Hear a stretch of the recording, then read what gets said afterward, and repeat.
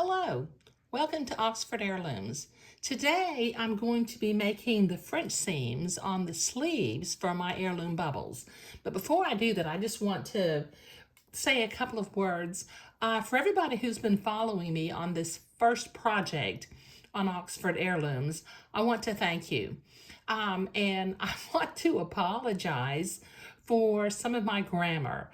I have not learned how to use my video editing software yet, so I'm making one-time videos, and I've noticed that sometimes I make some grammatical errors, so I apologize for that. The other thing I want to mention is that I had somebody contact me and say, I have the pattern Chery Williams Baby Bubbles, and I'd like to sew along, but I need to know how much materials to order. So I have created a materials list. Now, I don't know how to insert this as a video yet because I'm still learning how to use my video editing software. But if you will pause the video, you can maybe do a screenshot. But what you need, now I'm making these bubbles in size 24 months, and this is the materials list for one bubble, not for two bubbles. You need 1 1/4 yards of batiste for a bubble. You need 2 yards of 1/2 inch French edging lace, 1 yard of 5/8 inch French insertion lace, 1 yard of 3/8 inch Swiss entredot beading, 2 1/2 yards of 1/4 inch silk ribbon, and about 4 yards of Swiss entredot.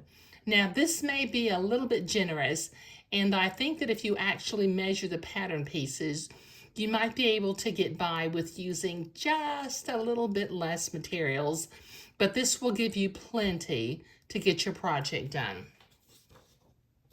Okay, so back to making the French seams. Now I've got the fancy cuffs sewn onto all 4 of my sleeves. Since I'm making 2 bubbles, I have 4 sleeves. I have pinned the seam to do the first 1/8 inch seam on the French seam. So one thing I do, it's just my personal choice. When I do the French seam, when I'm doing a colored batiste and white beading and lace at the edge of the collar, instead of changing my thread color back to the color of the batiste, I simply use white thread, just so that the blue or the pink thread won't show up on the lace and the beading.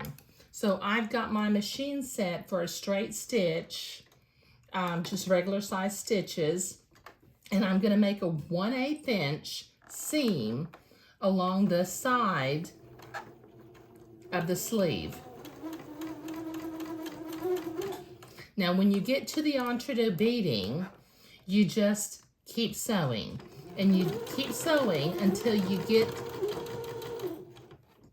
to the edge of the French lace edging. Now, you can go backward and forward a little bit to tack it down if you want to. That'll be just fine. Okay, now, before I do the second part of the French seam, I would have to take this to my ironing board and use my miniature ironing board to iron this seam down. But I've got another pink sleeve that I've already done the 1/8 of an inch, and I've got it ironed down. So I'm going to go ahead now and do my second pass on my French seam for my little heirloom bubble puff sleeves. And this time the seam's going to be on the inside of the garment. And this time I very definitely want to go back and forth and tack it top and bottom. Okay, now I need to take this sleeve, I need to turn the sleeve right side in and take it to my ironing board. And since I've got the sleeve marked as far as back, I need to press that sleeve toward the back.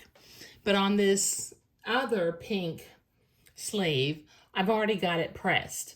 So this little puff sleeve is now ready to be inserted into the bodice of the garment. And we're getting really close to being finished with these heirloom bubbles. But let me just show you this materials list again in case you didn't catch it. You forgot to pause the video and you didn't get a screenshot. But once again, here's the materials list for one bubble, size 24 months, using the Chery Williams pattern, and following along with my instructions for project 1 of my playlist, an heirloom bubble. Okay? All right, that's what I'm doing today. Thank you.